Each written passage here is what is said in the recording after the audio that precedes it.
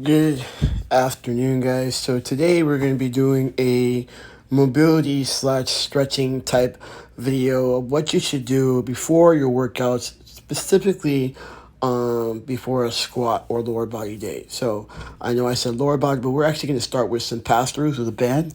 You just want to go to where you actually feel the stretch. Don't want to overdo it. You're going to hold it for about 2 seconds and come right back to the beginning. We're not holding any of the stretches that we do here. What we're trying to do is trying to get the range of motion, so it's better to move through those ranges of motion. So this one's called a pass-through, and we're going to do about 10 of those. Then we're going to go down to the mat on our knees, where our heels and our butt meet, like so. All right, and then you're going to keep your hands on your side and just walk your hands back till you get your chest parallel to the sky, in this case. All right, you're going to go forward and back in this particular fashion, each time trying to get a little further back. This is going to help stretch your hip flexors. It's stretching your quads. You're actually stretching your tibialis and your shoulders and biceps, right? So, and each time that you do this, you want to go further and further back. Also, make sure you're watching your breath with this. Don't hold your breath. Take nice, deep, calm breaths, because you want the body to actually loosen up as you move through it. Now we're going to move our hands all the way forward. Now, while you do this position, you're going to try to keep your heels and your butt married, to keep them together, all right, as much as possible. Slide your hands forward as you lower your chest to the ground, so that way you get a stretch in the lats, all right? So you're trying to stretch out your lats in here. You can actually put your thumbs in the air, put your thumbs flat, whatever makes you more comfortable, but you want to feel this right behind your armpits. For the next one, we're actually going to move forward and drop our hips to the ground and look up, and then go back to the original position, which is actually getting your glutes and heels together. Now, with this, when you have your chest up to the air, you're kind of bending your back, so you want to make sure that you squeeze your glutes as much as possible as you drop your hips towards the ground. All right. Once again, we are breathing. All right. But make sure that as you do this, I cannot stress enough to really squeeze your glutes. All right. The next thing you're going to do is keep your legs straight, right? And you're going to create something we call mountain butt two cheeks. So you're pushing off the floor, you're pushing your glutes into the air while keeping your legs straight and driving your heels into the ground.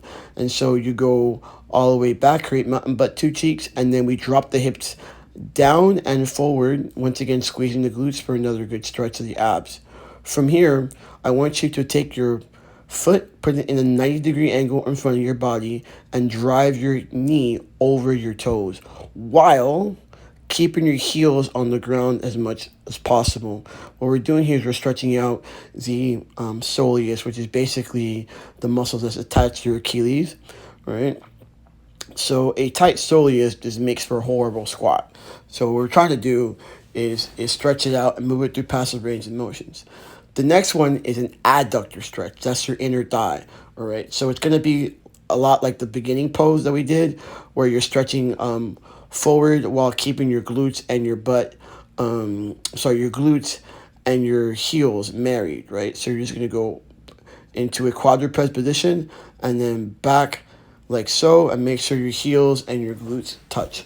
All right, next thing, you're going to take your knee and put it behind your ankle and reach that foot way, way back. So you're going to do a pigeon pose, all right? It's called pigeon pose. And here what we're trying to do is stretch out the hips, all right? So we're going to go back to the 90-degree pose and then swing that leg around into a pigeon pose. Right? Remember, we want to still keep movement. We're not trying to hold any poses. We're actually trying to move the muscles through an active range of motion, right? So go ahead and stretch out that soleus, and then we come back, stretch out those hips, in particular that glute medius, the piriformis, and keep that loose. All right, so we're going to go ahead and do that stretch one more time. Reach all the way back. Good. And then we're going to switch the legs. So with the legs in front of you in a 90-degree angle, first we're going to stretch out that soleus. Remember, that's the muscle behind the calf. All right? So that's not the calf muscle, but the muscle behind the calf. You might feel it in your calves, but that's not exactly what we're going for. So remember, you want to drive the knee as far over the toe as possible while keeping the heels flat on the ground. And here we're going to go into the adductor stretch. So for the adductor stretch, you actually want to keep your foot in line with the knee. So it's exactly perpendicular or parallel. Exactly, I think it's more parallel to the knee. All right, so you're going to go ahead and stretch forward, all right, and stretch back and forth, trying to marry those heels and those glutes together. All right, that's exactly what we're trying to do. And then we're going to go into that pigeon stretch. All right, so pigeon stretch to soleus stretch. We're going to go back and forth like that, like 5 times. All right. As you're stretching the soleus, you can also stretch out your hip flexor.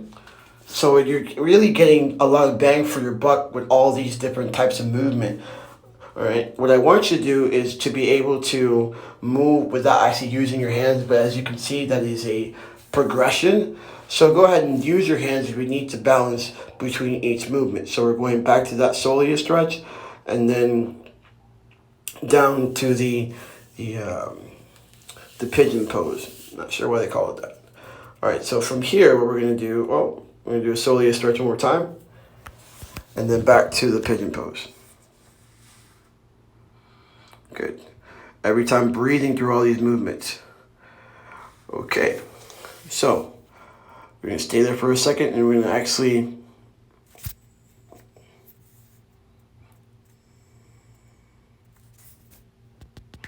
all right, so this stretch is called the greatest stretch ever.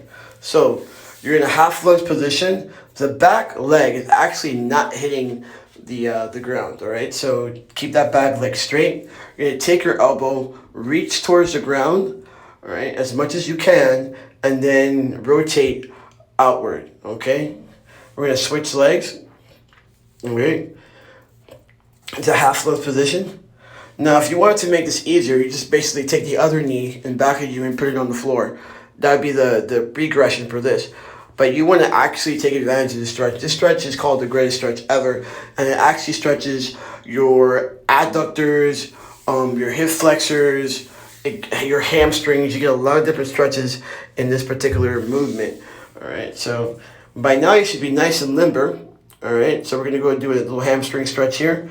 All right, so you're going to keep your feet further shoulder width apart and reach for the floor. So now, with this particular stretch, you're going to reach for the sky as much as you can. Reach for your toes. Grab your toes. Bend your legs. Get into a squat position. Push on your knees. Raise one arm. Raise the other arm. And then stand up. All right? You're going to repeat that. Every time that you go through these repetitions, you're going to try to get a little bit more mobility, a little bit more of stretch. Right? So this one, we're actually stretching our hamstrings, our adductors. We're really practicing the squat because we're going to go squatting soon, right? So with this one, if your calves are really, really tight, you can also put like two plates or maybe something small under your heels, and that helps you with the stretch. So once again, you're going to squat down into a really, really deep squat. All right, bring one arm up. You're going to go all the way up, and that is it. I hope you guys enjoyed it.